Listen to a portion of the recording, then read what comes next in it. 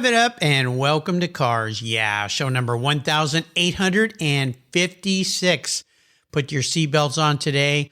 We're racing in the La Carrera Panamericana. This is Cars Yeah, where you'll enjoy interviews with inspiring automotive enthusiasts. Mark Green is here to provide you with a fuel injection of automotive inspiration. So get in, sit down, buckle up, and get ready for a wild ride here on Cars Yeah.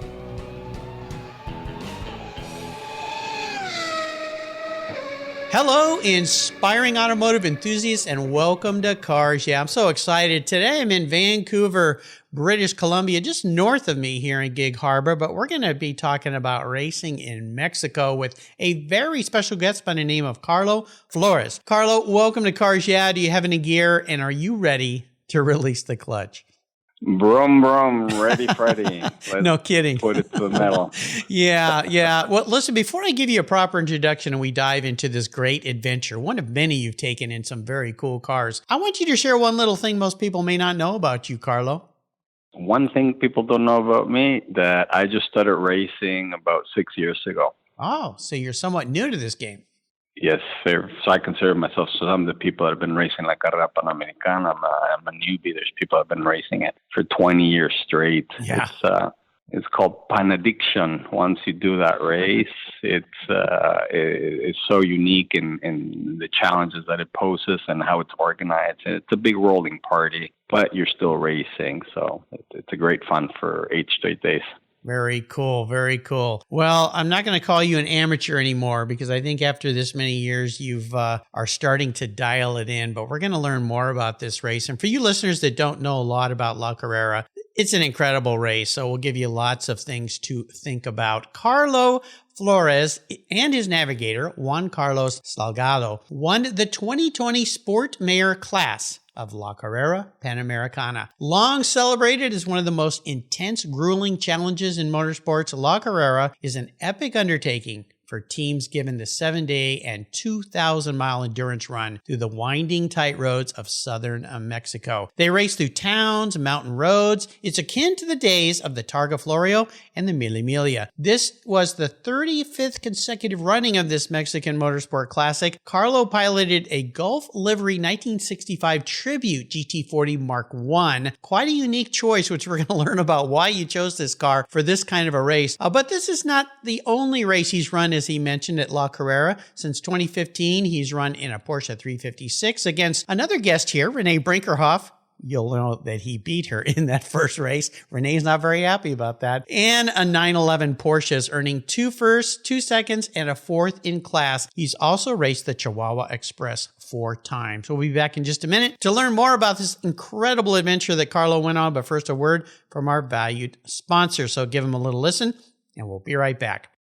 Summer's here, thank goodness, and that means long, hot days. Covercraft's UVS custom sunscreens are quality made and are incredibly fast and easy to use. Your UVS sunscreen is custom tailored for your vehicle, and the accordion design ensures easy storage. Not only do they protect your dash and interior for maximum protection while parking in the sun, sunscreens keep your vehicle's interior significantly cooler. They're durable and dependable for years of use. I have one for all my vehicles, and I use them every time I park my car when I'm not going to put the cover on. You can choose from a variety of colors, including the original, their Premier Series, and Carhartt designs. Your sunscreen is manufactured with the quality and attention to detail that's been the standard for Covercraft since 1965. And they make really great gifts, too. Get your summer deal today if you use the code YEAH21, YEAH21 at covercraft.com. You'll get 10% off your Covercraft order. That's right, 10% off compliments of Cars Yeah.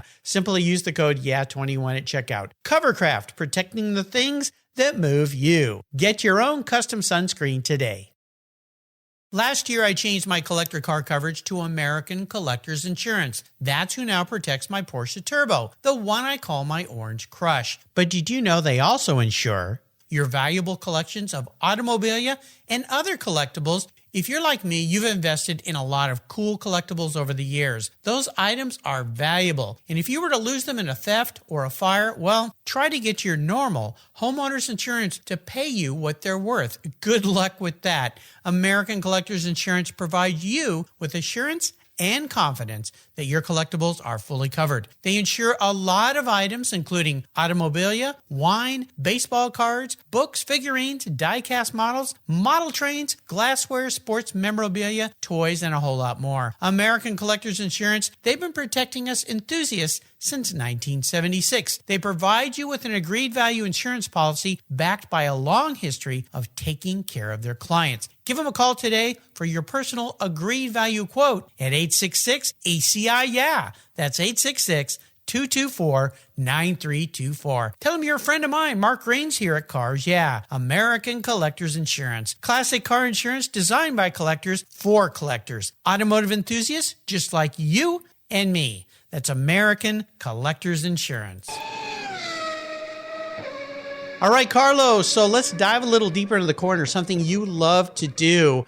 I want to start, though, with your profession, because I've learned that you are a fifth-generation chocolate maker out of Canada and Mexico, Terra Nostra Organic Chocolates. Who doesn't like chocolates? So tell me just real quickly a little bit about this incredible family history of making delicious chocolates. Then we're going to dive into the race, but chocolates, very interesting.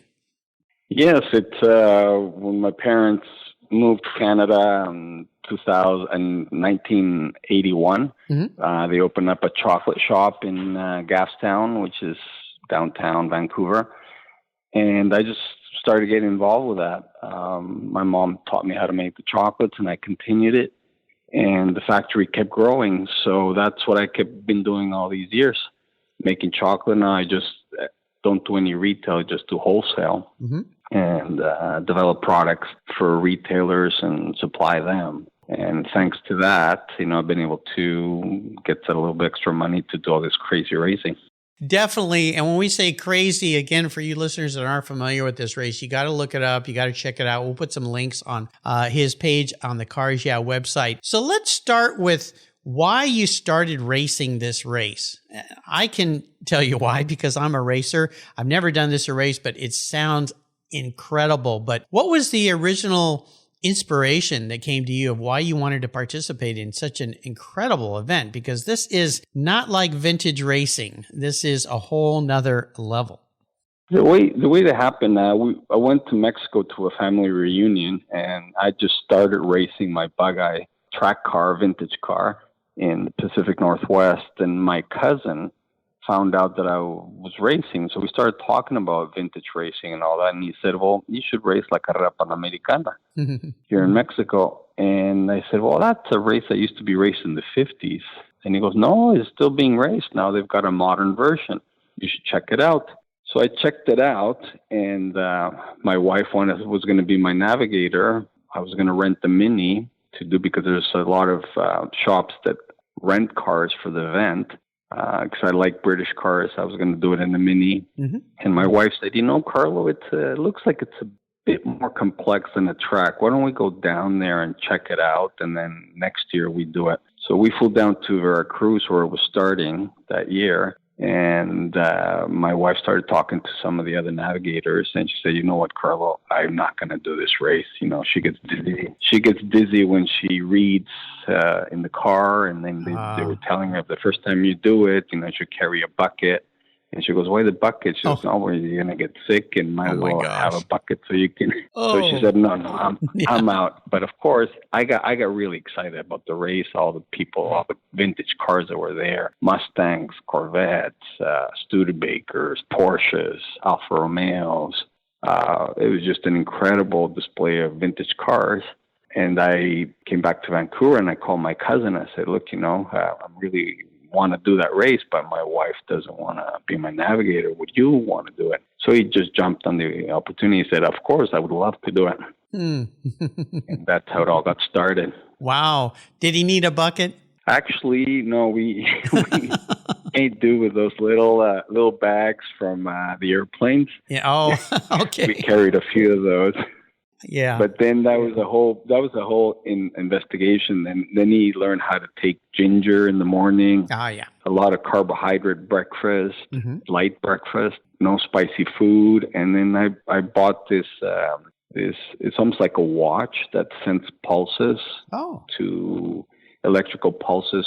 They use it for people that get sick on aboard boats or airplanes. Oh, yes, yes.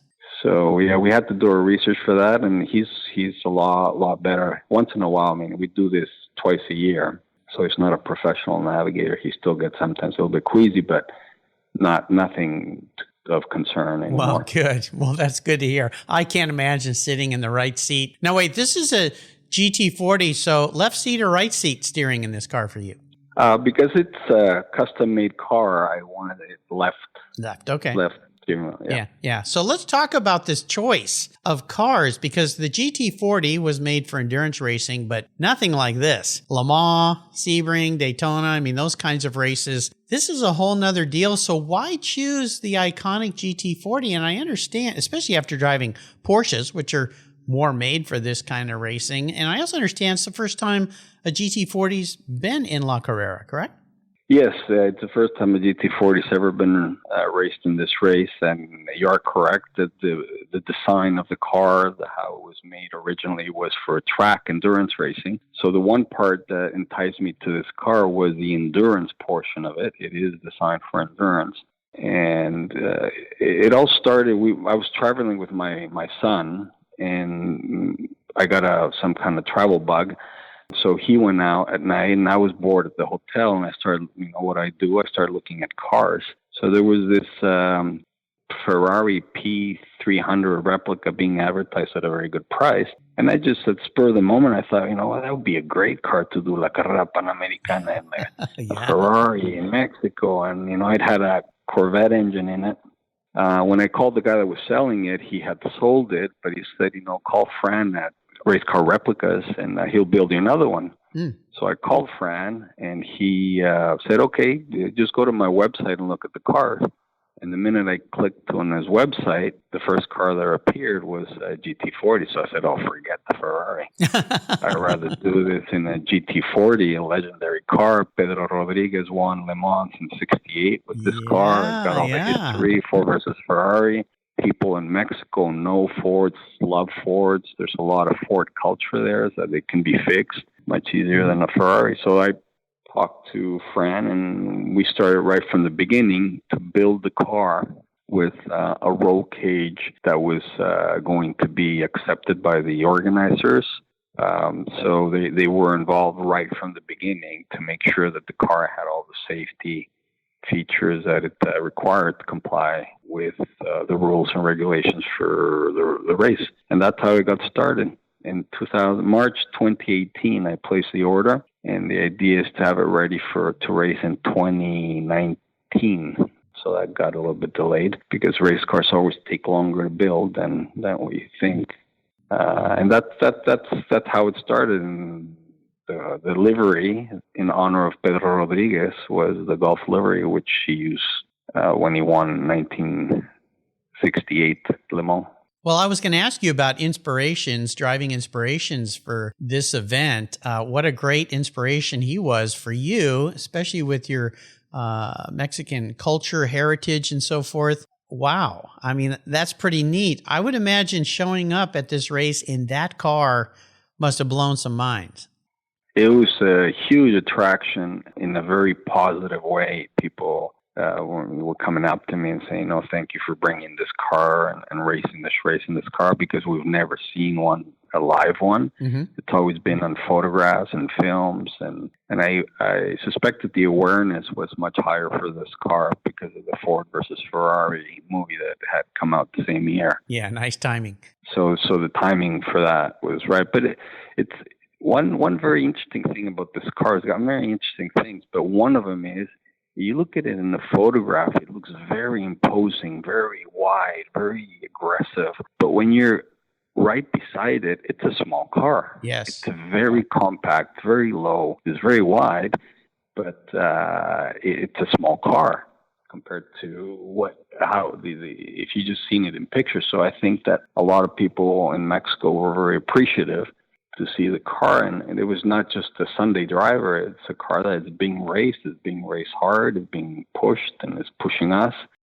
So you would say that heritage of the racing brought out so much attention from people in Mexico. And the only time I've sat in a real GT40, and I've also driven a Superformance built GT40, and that was my reaction. For some reason in my mind, it was super wide and a bit bigger, but it is a pretty small car. So you two guys in that car, what was that experience like, driving for as many days and as far as you went? All the parts, like the seats, have to be FIA approved, and it was difficult to find a seat that would have the FIA approval that would fit in the car.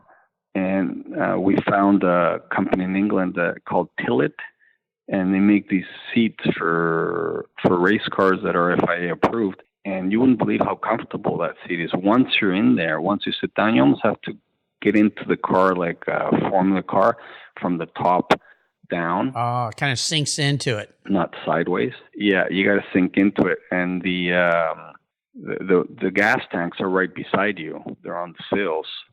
So it's inside, it's quite narrow. So I mean, we just got used to it. We've been in the 356, which is quite small.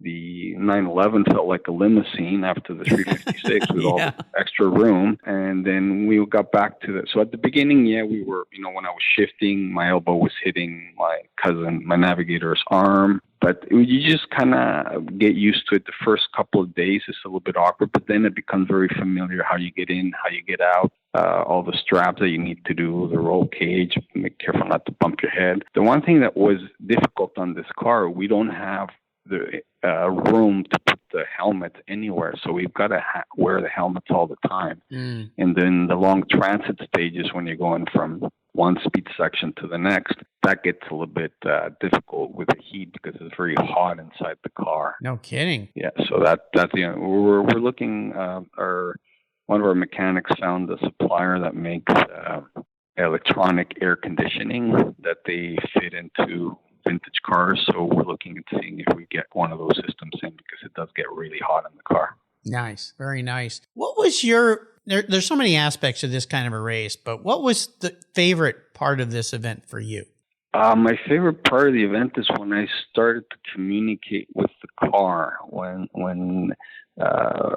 the amount of acceleration the car has, that's the part that took the longest time to get used to. You'd accelerate and the corner was right there, right in front of you. So I didn't want to overcook any of the corners and go off or cause damage. So I found myself, I was braking in a little bit too early in many corners, but gradually I started getting more of the sense as to level of grip that the thin Avons up front would give me. And when I started to get comfortable and gaining speed and, drifting the car a little bit around the exit of the corners, it's a very well-balanced car.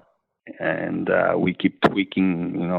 We started with minus 3.5 or 4 camber up front. We thought that was going to be good for this race. It turned out to be too aggressive camber.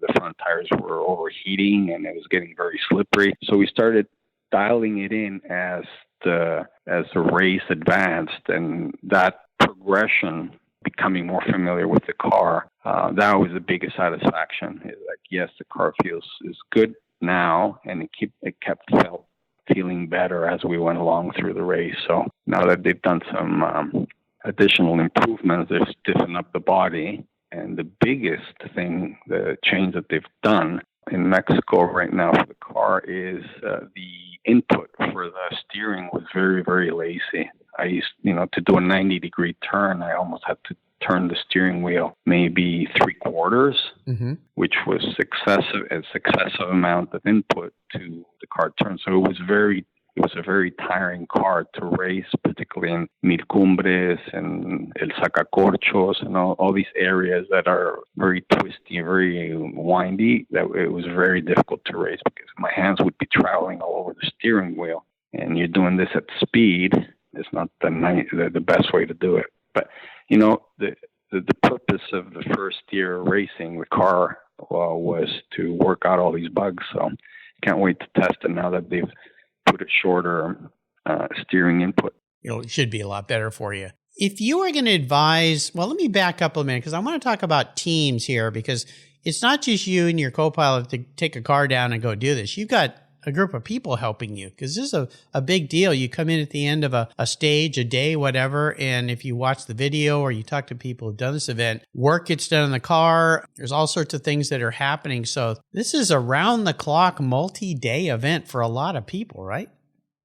Yeah, the support staff that we have work really hard in not only preparing the car before the race, but also every day the car at night when we finish the day, they go through the whole car. They almost take it all apart, and you report the things that you're noticing or the little noises that it's making or how it's feeling. And they go through a very extensive safety checklist themselves, plus whatever you tell them to address. And many times they're up, the car is up on the hoist and being serviced and being attended to till 2, 3, 4 o'clock in the morning to be ready for the following race day. That sometimes the car has to be ready at 7:30 or 6:30 because that's when the race begins. There is also a midday lunch service stop. That's basically just for safety. They check the brake, they check the steering input, whatever needs to be looked at. They have anywhere from 30 minutes to an hour while we're having lunch. The support crew is critical for this race, like in any other type of racing. Yeah. Very cool. Let's take a short break and thank our sponsors. We come back. I want to talk a little bit about some of the biggest challenges in this race and some advice you would give to others. So keep your seatbelts on. We're at Carrera Panamericana with Karlo Flores today. We'll be right back. What began as a charitable car show has grown into the world's greatest collector car auctions, raising over $133 million for charitable organizations to date. For nearly 50 years, automotive enthusiasts from all over the world have enjoyed the Barrett-Jackson collector car auctions, and I'm a huge fan. Regarded as the barometer of the collector car industry, their auctions are world-class lifestyle events where thousands of the world's most sought-after, unique, and valuable automobiles cross the block in front of a global audience, in person, on TV, or streamed online. Barrett-Jackson produces the world's greatest collector car auctions in Scottsdale, Arizona, Palm Beach, Florida, Las Vegas, Nevada, and new for 2021, Houston, Texas. The excitement of Barrett-Jackson auctions is contagious, and a unique experience is not to be missed. And be sure to visit barrettjackson.com today. Barrett-Jackson, the world's greatest collector car auctions. Here at Cars Yeah, it's all about inspiration. And our charity of choice is TechForce Foundation, where it's all about making a positive difference in young people's lives.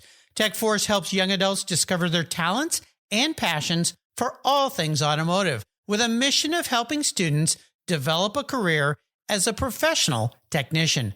TechForce awards nearly $2 million in scholarships every year for students to pursue technical education, and they support hands-on activities, events, and mentorships across the country, working to change the outdated perceptions of these careers. Auto techs are in high demand, but the supply of qualified technicians is critically short. They need your help to fuel their mission. Learn more and join me in supporting them at techforce.org. So, Karlo, a couple things I want to ask you. If you were going to advise somebody to get involved in this race, I'm sure there's a lot of advice you would offer as many times as you have run it, but is there one or two big key factors that keep reoccurring year after year that you would advise somebody to have them really think about before they dive into such a bold adventure?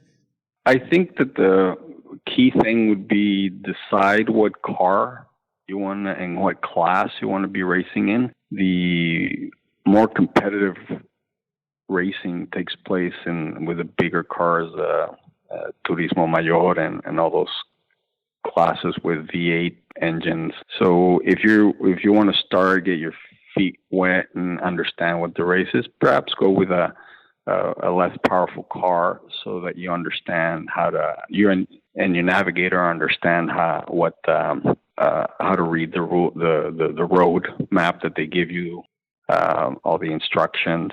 So that would be one of the things. So that advice was given to me by other people that have raced the race. And that's why I started with a 356 in Sport Minor, which was under 2 liters, which is one of the classes that are not as fast. Mm-hmm. So first advice is don't go in there unless you're a very, very experienced rally driver. Don't go in there wanting to win the race, because the guys that are winning the race, Ricardo Cordero, that's won it, I think 3 or 4 times in a row almost. Wow. He's a professional racer. He's racing all kinds of rallies in Mexico on the same roads where this race takes place. It used to be a race that was, a lot of fun, Discover Mexico, but there's 2 basic elements in the race from my perspective. There's a group of people that are very competitive, very well prepared, and want to win the race. There is no prize money or anything.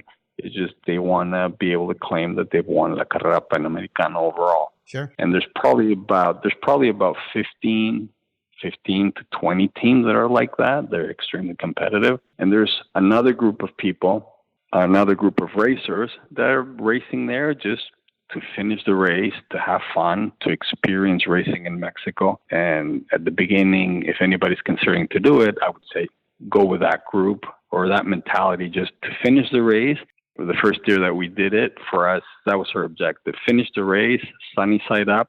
Yes. And have a great time. Yeah. And, wherever we place, and we end up winning our class, and we ended up, middle of the pack overall, which we're very happy with. It is an achievement just to finish it. Oh, and gosh. It's a lot of fun. Yeah, a lot like approaching vintage racing for the first time is don't go out there thinking you're going to be the big winner. Just go out there and enjoy it, have fun, learn the car, and be a little careful too.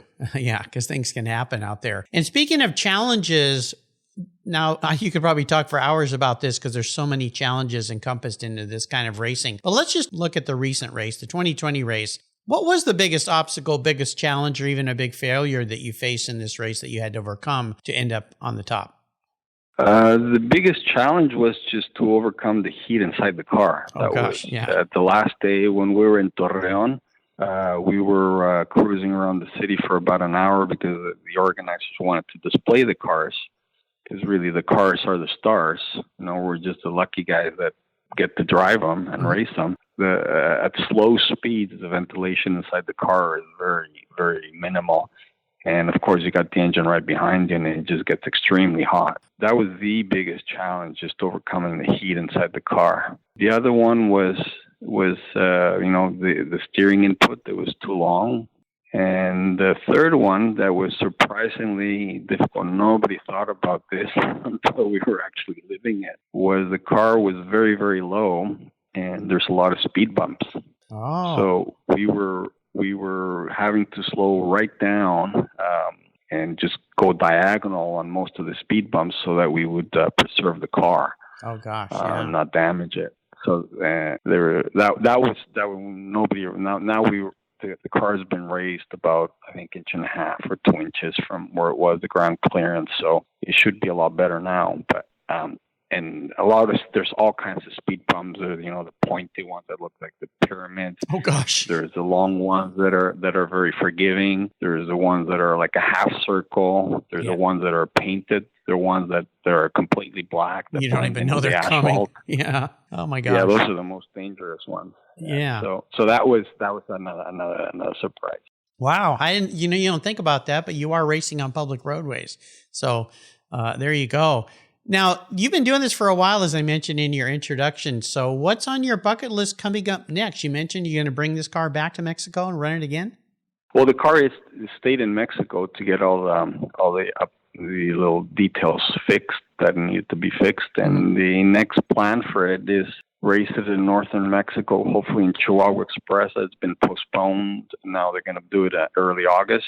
That one, or there's a rally called La Congoja that also takes place late July. And then there's an invitational race where La Carrera Panamericana cars will be racing in their own race at Laguna Seca at Rolex Reunion in mid-August in Laguna Seca. So I'm signed up for that, and hopefully everything goes to plan. And I can get some seat time in northern Mexico, racing it, and then take it over to Laguna Seca and race it at the track there. So I've never been in that track.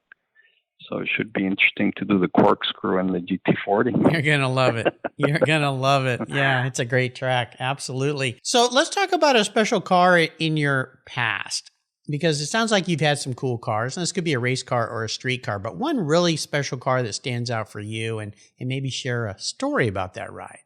Oh, my. Well, the one that got me into racing is a 1959 Bug-Eye Sprite that I got off eBay, thinking that it was race ready, which is, anything that's race ready never really is. No. No. You have to get it, make sure it's safe. You got to make sure. So, anyways, that's the one that started me in racing. It's that little Bug-Eye Sprite, 60 horsepower. But the people that know how to race told me that was the way to do it. That you learn with low horsepower cars. Yeah. So you don't depend on the high horsepower to get you to make you fast. You work on your lines, you work on your braking points, your entries, your exits. And that little car in Sovereign Pacific Northwest Racing got voted Rookie of the Year, and we ended up winning our group that year with that little Bug-Eye. Well, congratulations. And then, it was a fun season. Yeah, no kidding. Yeah, my listeners know I was a Sovereign racer for many years. Know a lot of the folks up there at Sovereign, so that's pretty cool that we both are part of that same organization. Although you're still racing, I'm not, so you're having more fun than I am. I'm convinced of that. I'm going to crawl into your head here, Karlo. I'll bet no one's ever asked you this question before. If you were manifest as a vehicle, could be a race car or a street car, what would you be and why? Wow, yeah, you're right. I've never been asked that question. I would say a Bug-Eye. Be a Bug-Eye. Going back to your starting in your vintage racing. Yeah, because I'm a short guy. I'm 5'5", and I just like the Bug-Eye. I just don't quit. It's fun. It's friendly. It's smiling. Yeah. It can be a race car. It could be a picnic car, a Sunday car. So it's versatile, it's simple, no air conditioning, no roll-up windows. So that's how I see myself, as just wanted to keep having fun, smile, and that's what I would think. That's how I would see myself if I was a car. Well, it's a great answer, and everybody loves a Bug-Eye. It's one of those things like a Volkswagen Beetle or a Mini Cooper that just makes you smile when you look at it. Plus, you're a chocolatier, which makes everybody smile. Chocolate is one of those universal things. Guilty as charged. I love chocolate, although not milk chocolate. I'm a dark chocolate lover. I've got a taste for that, and I love dark chocolate. It's wonderful. It's supposed to be healthy. Maybe that's gives me my excuse to have a little bite every day. So I love it. Now, I always ask my guests about a great book that they've read. Is there a book that you'd like to share that you've read that really stands out for you? There's several, but there's one that really stands out. I've probably read it about 3 times, and I've read it with my son in conjunction, and we discussed the book. It's called Azteca. Mm-hmm. I think Hennings is the author. And what I like about it is, obviously, it's about Mexican history, about an Aztec. But what the author did is he researched, is novelized history. So he really did some good anthropological and historical backing, and then he novelized the story. So it's about one character's whole life during the conquest. So I really enjoy it. The character's called Mixtli, and he is a merchant. He sells, and I'm being myself also a merchant. Mm-hmm. I mean, I sell chocolate and I make chocolate, but so there's some connection there. And I guess if he could have raced cars, I'm pretty sure he would have been racing cars as well. That's cool. Well, yeah, the author Gary Jennings, I believe, is the author of that book. Yeah. I've not read that book. I'll have to read that. I have so many great books recommended by my inspiring automotive enthusiasts. So we'll add that to the growing list of over 2,000 books now on the Car Show website under guest recommended books as a tech. Yeah, absolutely. There's also a great film. I'm going to put a link for you listeners to watch. You guys were embedded with the producers driving La Carrera to document what you're doing. And I've got a link I'll put on Carlos Cars Yeah website page. You can check it out. It's a YouTube video that shows your smiling face and your co-pilot and all the fun that you guys are having. That must have been pretty cool to get documented like that too. Yes, it was the brothers, Jeff and Chris Mason, approached us. And one thing I've learned from racing in Sovereign, they always told us, cars are the stars. And this is the case. They caught wind that the GT40 was going to be racing this race. They raced it last year in 2019, I believe, in their Volvo called Mezcalero, which is kind of cool, the name, because it's mezcal is a type of tequila or a variation of it. So they approached us. They said, we know you're a racer from La Carrera Panamericana. You've done it several times. Now you're doing a GT40. We would like to document what you're doing if you're okay with it. And I said, oh, by all means. And by God, did they do a good production. The crew, all Mexican filmographers, photographers, videographers, and Chris and Jeff did a wonderful thing editing. And the important thing for me in that movie was I'm very proud of all the talent that is in Mexico for racing and all the enthusiasm that's in racing and how beautiful it is to race in Mexico. And they conveyed that very strongly in the movie. So I was quite pleased with it. Plus all the other fun of racing the car. We're going to take one more short break. We come back. I'm going to let you go on the ultimate drive. You kind of already done that. This may be a redundant question for you, Carlo, but give it some thought. We'll be right back. I've discovered Linkage.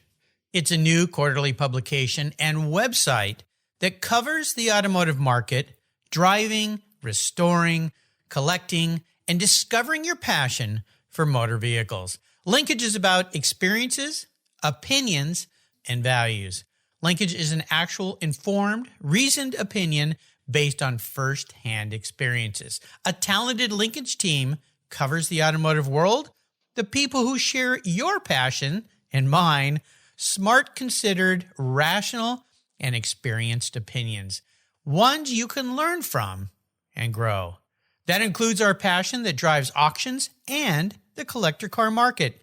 So come with me and join us on this journey. And be sure to use the code CARS YEAH when you subscribe, and they'll give you $10 off. Boom! Linkage, geared for the automotive life. Subscribe today at linkagemag.com. So, Carlo, for a guy who's taken many ultimate drives, this is a bit of a silly question, but I'm going to give you the chance to be unprecedented here, okay? So I've got a magic scepter, which means you can pick the ultimate car, the ultimate person to be riding with, and where would you be riding? This could be a race, too. It doesn't have to be a drive on public roads, or maybe public roads that have been turned into a race track, like the La Carrera. So what would your ultimate drive look like, my friend? My ultimate drive is coming right up, 2021 La Carrera Panamericana in Carroll, my GT40 with my navigator, Juan Carlos. Just retake where we left off. It really is magical. We don't have, a lot of teams have radios and they listen to music and all that. My cousin and I, this is my cousin, and we used to get in trouble when we were 18, when we were 12, when we were 6, and we're doing it. We're getting not in trouble, but we're doing something that is not something we do every day. We're racing in Mexico, a vintage race car. Oh man, we talk about life. We talk about our families. We talk about the future. We talk about so many other things, and we're racing. And we eat Mexican food, delicious Mexican food, and we're welcomed as rock stars. Yep. In little towns and cities, and there's music playing in many places where you get to. It's just a magical event. Can't imagine. I can't imagine. Now your car is named Carol. Is that after somebody in your life? That's named after Carroll Shelby in honor of him making that car what it became, him and his team. So, yeah, Carol, but being Karlo with a K, she's named Carol with a K as well. Very nice. That's her name. I like that. I just got a new book by one of my past guests, David Friedman. It's a book about Ken Miles. You talk about Carroll Shelby, Ken Miles, the GT40. It's a wonderful book. I encourage you listeners to get your hands on it because it's a great picture book and storybook of Ken Miles' relationship with Carroll Shelby and racing from the Cobras to the GT40s and all those cars. But I like that play on words. Carroll, the GT40. Very nicely done. Well, you've taken us on an incredible ride here, my friend. I can't imagine the fun you are having with your cousin. What a life you have carved out for yourself. Bravo, my friend. Before I let you go, could you offer us one little parting piece of wisdom or advice? If you can do it, go ahead and do it. Don't wait. Yeah, absolutely. It reminds me of that saying by Ferris Bueller. Ferris Bueller's Day Off. If you have the means, I highly recommend it. So, absolutely. Yeah, go ahead.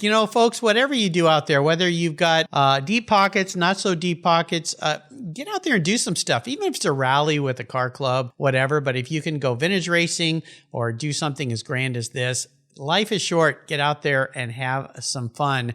Are there some ways, do you guys have a website for what you're doing? Are ways people can follow you and keep up with what you're doing?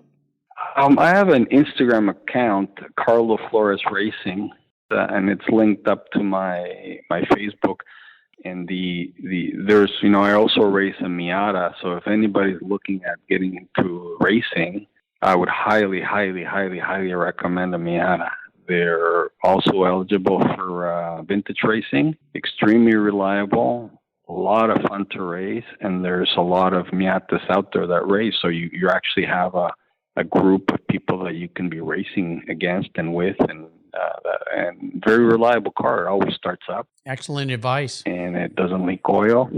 Yeah. So that would be, if anybody's thinking about getting into racing, that would be my highest recommendation, Spec Miata. Oh, yeah. I've had lots of guests and racers on this show that either started in that class or are doing it right now. It's a wonderful way, and it's probably one of the most economical ways to get into racing as well because there's so many cars. There's parts available.